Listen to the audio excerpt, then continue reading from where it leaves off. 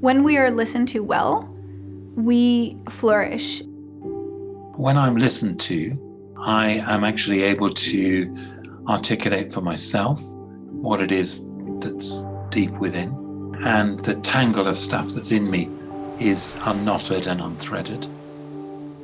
Listening can unlock the key to understanding. So it's a humility in listening. It's a humility in genuflection.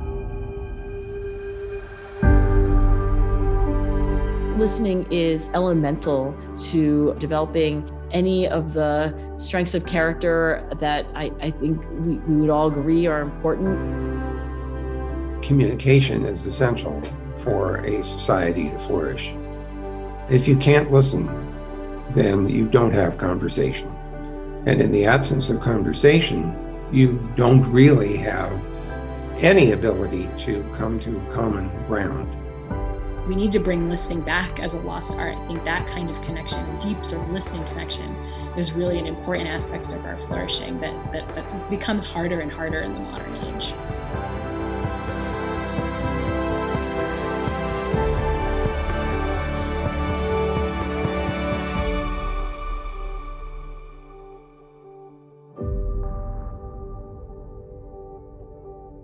This project is a first foray into really sitting down and systematically classifying what it looks like to listen well. But that is not an end in itself. So the question is, can we encourage, train, or educate people about how to be better listeners?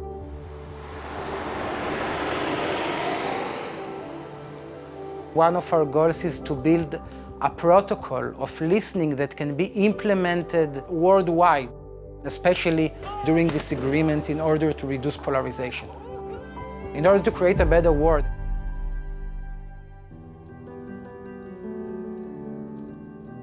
Listening is quite complex. For example, there is the term listening for understanding, and active listening, and high-quality listening, and empathic listening, and supportive listening. So for us, listening is about the way that we convey our attention, interest, and valuing of others. And it's also the way that we convey that we understand others. Often we forget to listen to those that we love, those that we spend a lot of time with, because we're preoccupied with our own challenges, stressors. So we find in research that taking a moment to really attend to your partner at the end of the day when they're sharing something, whether it's parenting challenge or a big life decision, or even in the moment, an argument, those moments of really stopping and saying, okay, I want to hear what you have to say. I want to listen to you. Stepping back, not interrupting, and really attending. That's a really important way to promote the well-being of our partners and the quality of our connection with our partners. We find in research that children respond well to parents who are listening with attention, and they feel that openness and they want to share more. When we think about the workplace, there's a lot of research that shows that it's very important that we feel heard at work. Checking in. There was an interesting study that found that checking in is rated by employees as more important than other aspects of the workplace. And checking in is spending a few minutes with a colleague, asking, how are you? How do you feel? Really taking interest for a few minutes a day. We know from our research, when speakers feel really listened to, they report higher positive affect. They report less depression, less anxiety. We can think about listening as a skill that we build, as a muscle. Good listening, first of all, includes constant eye contact. I make an effort to be in the moment with the person that I'm talking to. Their eyes will not be focused at us most of the time, but every few seconds, the speaker will look back at the listener to see if the listener is still paying attention. And a lot of the nonverbal behavior signals a non-judgmental approach. It's the open body posture and the leaning towards the speaker, avoiding external distractions such as looking at your smartphone or even having your smartphone visible when you listen to someone. These are all very, very important ingredients. When we think about training good listeners, we like to think about not just the quiet parts, but the parts where we talk. The talking is really important. Ask good questions. Try to think of questions that will benefit your speaker rather than your curiosity. You know, I heard you saying this. Was I right in understanding that? And there is a difference between a how and a why question. Like, how did it happen versus why did it happen? So a why question usually elicits more defensiveness and I need to explain myself, whereas a how question is more explorative in nature. The great divide in American politics shows no sign of closing. Wait a minute. No, you got it.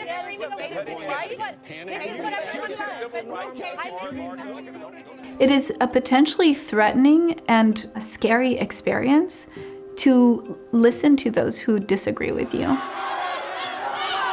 We're asking them to do something that's quite difficult, which is to acknowledge that maybe they weren't right all along. Some of that means those things that my culture taught me, my community, my family taught me, those truths I knew might not be so true after all. People have an innate need to evaluate what they hear, but a precondition for good listening will be to let your evaluative thoughts go. I've been intrigued by a phenomena called the boomerang effect, where people try to change the attitudes of other people by basically arguing with them, and they get the opposite result. The recipient becomes even more extreme. You can look at it in the society level. The polarization, we don't see the situation getting better. We actually are seeing it getting worse. We thought about listening as a remedy to this phenomena, because when people feel really listened to, people become more relaxed or open-minded when they feel that the other person does not judge what they say. And so when we listen well, in an ideal world, we listen from a place of humility, that is, we don't have all the answers. When people feel listened to, they become more intellectually humble. We live in an interdependent world, and we need to know how we can listen, not cancel out our biases, but listening beyond our own biases.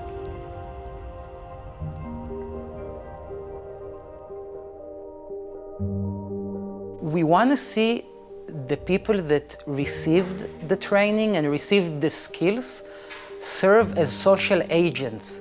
So one good listener can have downstream effect, can be contagious for the family, for the workplace, for the community. So I think a lot more work is needed to know what is the reach of listening. What else do we need to do when we listen? Is listening enough? What we want to see is people behaving towards one another in a different way, making sacrifices in order to do that, giving up some of the benefits maybe that they've had in their life or their comforts. And those are hard things to ask of people. If we were getting graded on our ability as a culture, at least in the United States, but I think you could argue globally, how good a job are we doing at really listening? I hope we can do better. We must learn to listen to each other, even if we don't agree with a particular point of view. The main challenge in our contemporary world is creating the space in which people can listen to each other and know and be known as persons. That is the gift which enables people to thrive and to become the people they're intended to be. Listening is possibly the most essential part of achieving safe and flourishing societies. So listening is the foundation that we build on. Without listening, we cannot do it. This is a very, very important process that society needs. Listening is a medicine without side effects.